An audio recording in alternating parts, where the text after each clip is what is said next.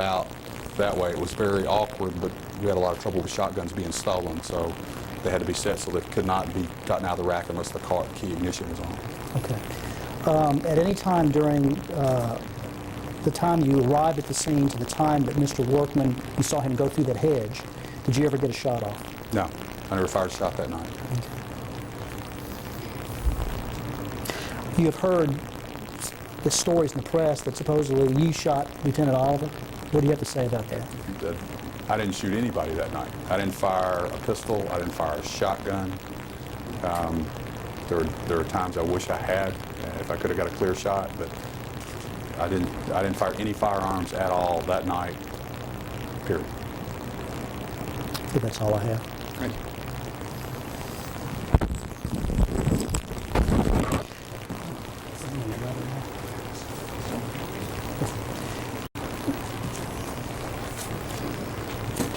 And we have one more witness. 8 more minutes. I understand that. I think this will work out fine. Miss Noblin, who is the widow of the victim, Lieutenant Oliver, could not be here today, but she prepared a letter.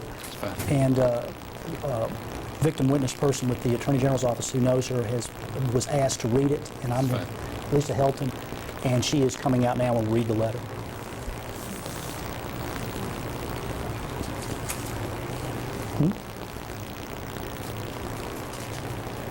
Yeah, I think so.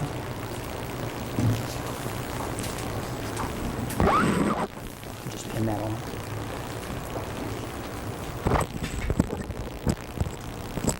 May I ask if you could state your name, please? My name is Lisa Helton, And Ms. Helton, by whom are you employed? the State Attorney General's office. And do you know a Miss Noblin? I do. And how have you met Miss Noblin? In my capacity as victim liaison, she is Lieutenant Oliver's widow. Has she prepared a letter to be read at this proceeding? She has. And could she not be here today? No, she couldn't be here. Okay. And did you have that letter with you, and could you please read it? Sure. We all have the same privilege in this life to make decisions and choices. What we do with that privilege is precious. If circumstances in our life lead us to drugs and/or crime, we can always blame our parents, teachers, the system, or the other guy. But we make that choice. Phillip Workman was given the same privilege, but his choice was drugs, which led him to theft, which led him to murder. Now he is facing the death penalty. So again, his choice and decision is to blame another person for his actions. Friendly fire, if you will, from another policeman's gun. Phillip Workman confessed to killing Ronnie years ago. Now he appeals to the courts and Governor Sundquist for clemency.